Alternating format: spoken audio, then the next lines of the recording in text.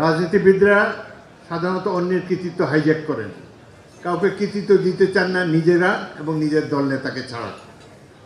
কিন্তু প্রকৃত তথ্য হলো 1971-এর মহান মুক্তিযুদ্ধ ছিল জনতার যুদ্ধ, একটি জাতির যুদ্ধ। পাকিস্তানিরা ভুল করেছিল, একটা আর্মি আরেকটা আর্মির সাথে যুদ্ধ করতে পারে, কিন্তু পাকিস্তানিরা বাঙালি জাতির সাথে যুদ্ধ করতে চেয়েছে, এই কারণেই পরাজিত হয়েছে। জাতির সাথে যুদ্ধ করা কোনো সামরিক বাহিনী কাজ নয়। এই যে ভুল তারা করেছে, যে কারণে তাদের এই পরিণতি হয়েছে, 90,000 এখানে সারেন্ডার করতে হয়েছে। 1971-এ এই যে গৌরবময় অধ্যায়, ইস্ট বেঙ্গল রেজিমেন্টের 5টি ব্যাটালিয়ান, তখন একটি ছিল প্রথম বেঙ্গল যশোরে, দ্বিতীয় ইস্ট বেঙ্গল জয়দেবপুরে, তৃতীয় ইস্ট বেঙ্গল সৈয়দপুরে, চতুর্থ ইস্ট বেঙ্গল কুমিল্লায় এবং অষ্টম ইস্ট বেঙ্গল চট্টগ্রামে। 5টি ক্যান্টনমেন্টে আলাদা আলাদাভাবে কেউ কারোর সাথে যোগাযোগ না রেখে বিদ্রোহ করেছে পাকিস্তানিদের গণহত্যার প্রতিবাদ করে তারা জনগণকে সংগঠিত করেছে। মেজর জিয়াউর রহমান স্বাধীনতার ঘোষণা করেছেন, জনগণকে আহ্বান জানিয়েছেন মুক্তিযুদ্ধে অংশগ্রহণ করার জন্যে। সেই জন্যেই 9 মাস ব্যাপী রক্তাক্ত মুক্তিযুদ্ধ সংগঠিত হতে পেরেছে। এটি কোনো রাজনৈতিক দলের যুদ্ধ নয়, বাঙালিদের অস্তিত্ব টিকিয়ে রাখার যুদ্ধ। এই যুদ্ধে বীরত্বের সাথে যুদ্ধ করেছে বাঙালিরা, সেই জন্য আমি ইস্ট বেঙ্গল রেজিমেন্টের প্রতি কৃতজ্ঞতা জানাই। ইস্ট বেঙ্গল রেজিমেন্টের যারা সৈনিক, তারা কেউ কখনো স্বাধীনতা নিয়ে কোনো কথাবার্তা কেউ কারোর সাথে করেনি। এই ব্যাটালিয়ান 2টি পায়োনিয়ার কোম্পানি।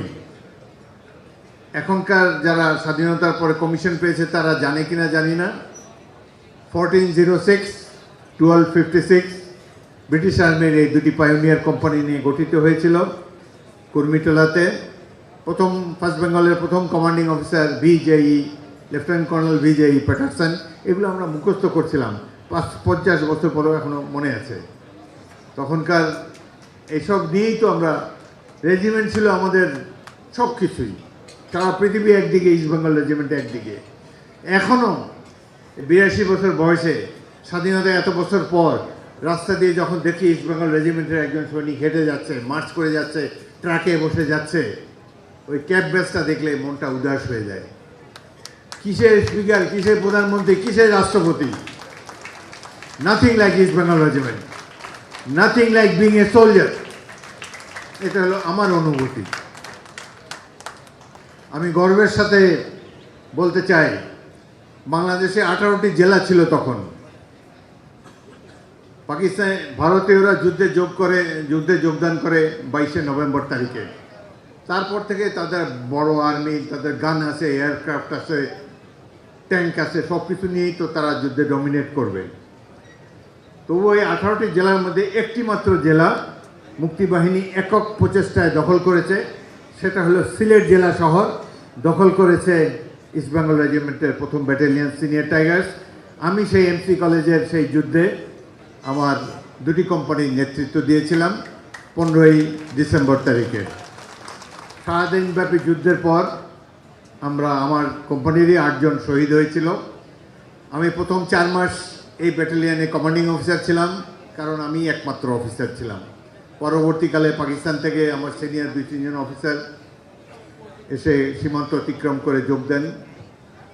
বিখ্যাত লেফটেন্যান্ট কর্নেল জিয়াউদ্দিন, বীরুত্তম। তখন আমি কমান্ডিং অফিসারের দায়িত্ব হস্তান্তর করি প্রথমে মেজর মইনুল হোসেনের কাছে, তারপর তৎকালীন মেজর জিয়াউদ্দিনের কাছে।